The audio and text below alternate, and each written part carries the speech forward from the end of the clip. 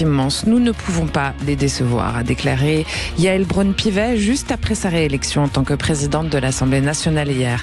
Félicitée par le camp gouvernemental et saluée par la droite républicaine, cette élection ne plaît évidemment pas à la gauche qui déplore une alliance contre nature et un coup de force, quand le RN pour sa part parle de combine et d'un spectacle navrant. Sans oublier le parti à droite de Éric Ciotti qui parle carrément d'un hold-up démocratique. Mais les résultats sont là, chers auditeurs. Le vote des députés reste un pilier inaliénable de la démocratie, tout comme son résultat en République. C'est le moment, parlons vrai. La gauche a bien cru prendre la main à l'Assemblée au soir du 7 juillet. Avant le deuxième tour des législatives, le Rassemblement national pensait être assuré d'occuper le perchoir. Et au bout du compte, c'est toujours Yaël Braun-Pivet et le groupe présidentiel qui occupe la fonction la plus importante de l'Assemblée nationale.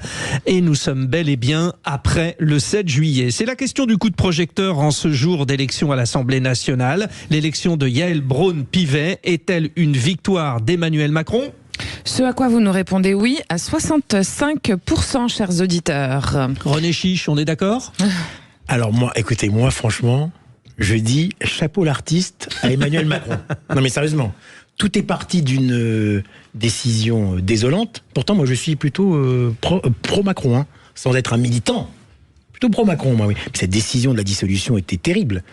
Et on prédisait un sort plus que funeste là après les résultats des élections.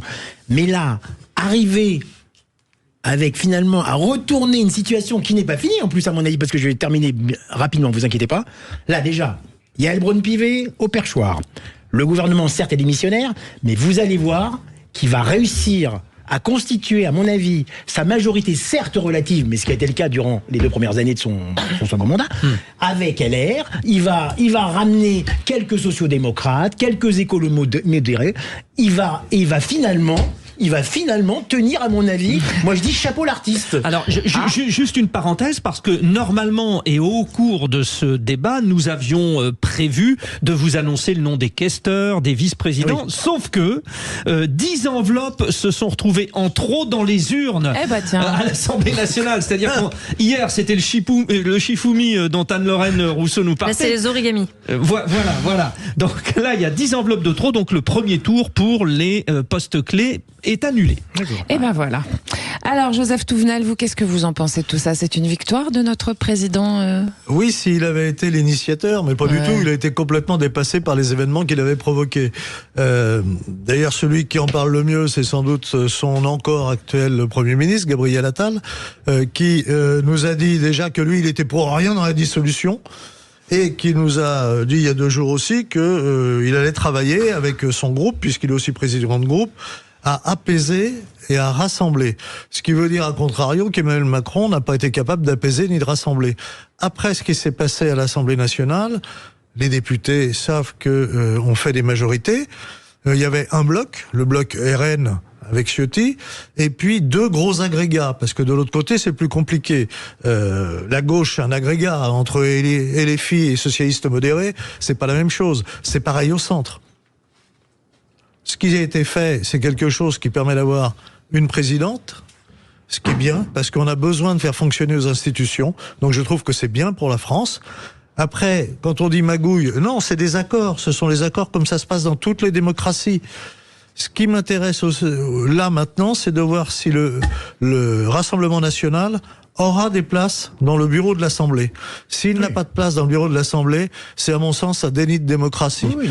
Puisque le règlement de l'Assemblée précise juste que au bureau, on doit être représenté en fonction de l'importance des groupes. Mais moi, je suis favorable que le RN, bien sûr, ait des postes à la direction de l'Assemblée. Nous revenons à vous, les vraies voix, mais ça réagit au 0826 300 300, au répondeur, Sud Radio, au téléphone.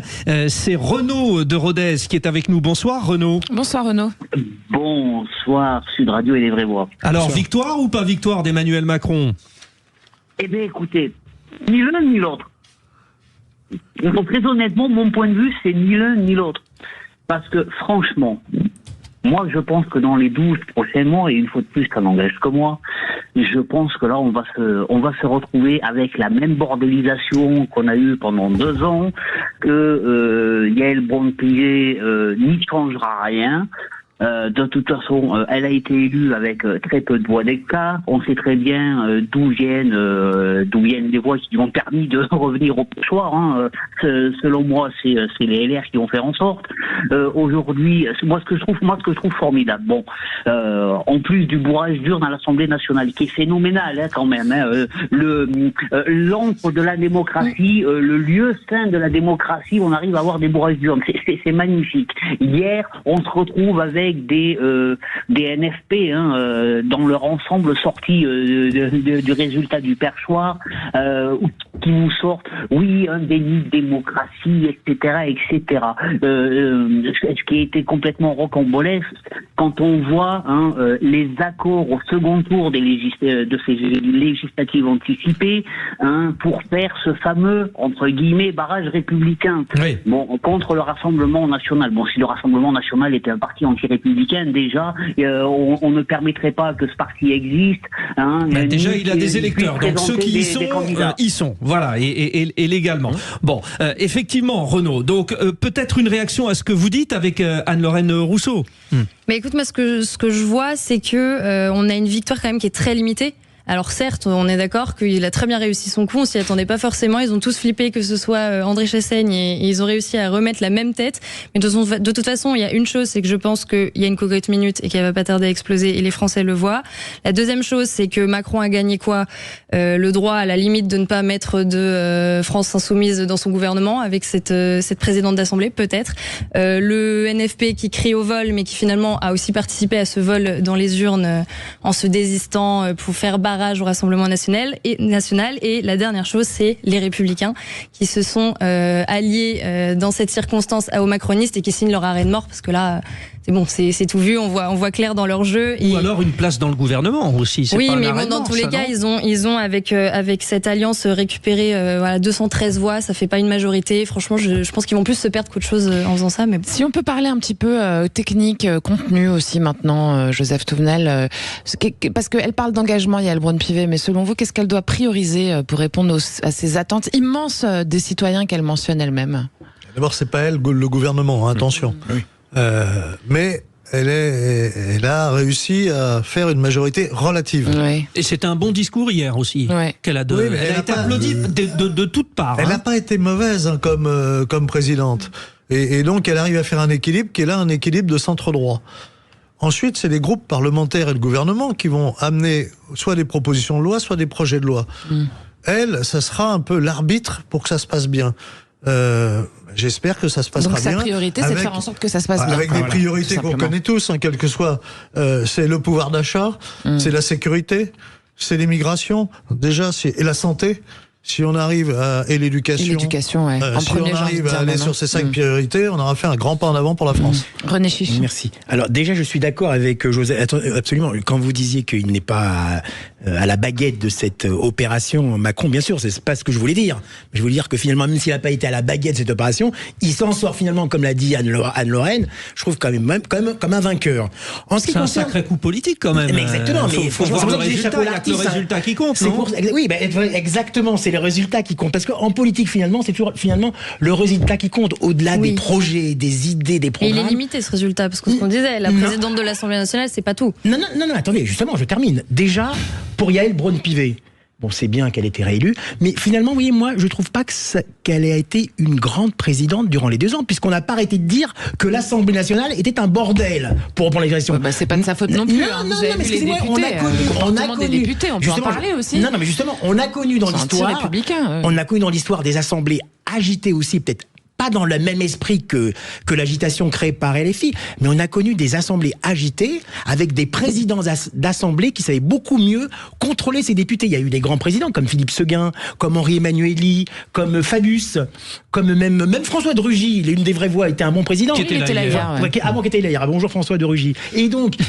c'était hier. Mais il y avait parfois des députés, je me souviens des députés communistes qui étaient des véritables terreurs. Je me souviens d'un député communiste Maxime Grémetz qui était vraiment quand même même un gros bulle terrier du communisme, fallait le contrôler. Jean Lassalle aussi, voilà. pas facile. Et pour répondre à votre question, chère Judith, concernant le rôle de Yael Braun-Pivet, c'est vrai que le rôle du président, de la présidente de l'Assemblée n'est pas un rôle décisif. C'est pas que c'est un rôle, j'inaugure les chrysanthèmes, mais c'est un rôle finalement un petit peu de ressources humaines, de savoir gérer l'Assemblée, de recevoir les chefs. Pardon. Mais sur les conséquences. Pardon. Est-ce que ça veut dire que déjà, Anne-Laurence Rousseau, vous avez un petit peu vendu la mèche? Oui. Cette élection, elle dicte un peu la marche à suivre pour le gouvernement? Je pense que c'est ça, c'est plutôt la symbolique qu'il y a derrière, que ce soit Yael Braun-Pivet ou quelqu'un d'autre. Finalement, c'est pas vraiment ça qui importe, qu'elle soit bonne maîtresse ou mauvaise maîtresse, c'est pas ça qui importe. C'est surtout, je pense que le message reçu pour le nouveau Front Populaire, c'est qu'ils vont avoir une grande difficulté à avoir des personnalités de la France Insoumise, notamment, surtout d'ailleurs. Peut-être que le PS, ils vont s'en sortir s'ils se détachent justement un peu des Insoumis. Mais je pense que ça signe ça, en fait. Ça signe le fait qu'il ne va pas y avoir, en tout cas très peu certainement, de députés ministres du nouveau Front Populaire. Ah non, mais attendez, là, mais il n'y en aura aucun. Mais les discussions étaient encore en cours. Mais là, en tout cas, ça montre que l'Assemblée ne veut. Vous parlez de quoi? De ministre du Front d'LFI? Non.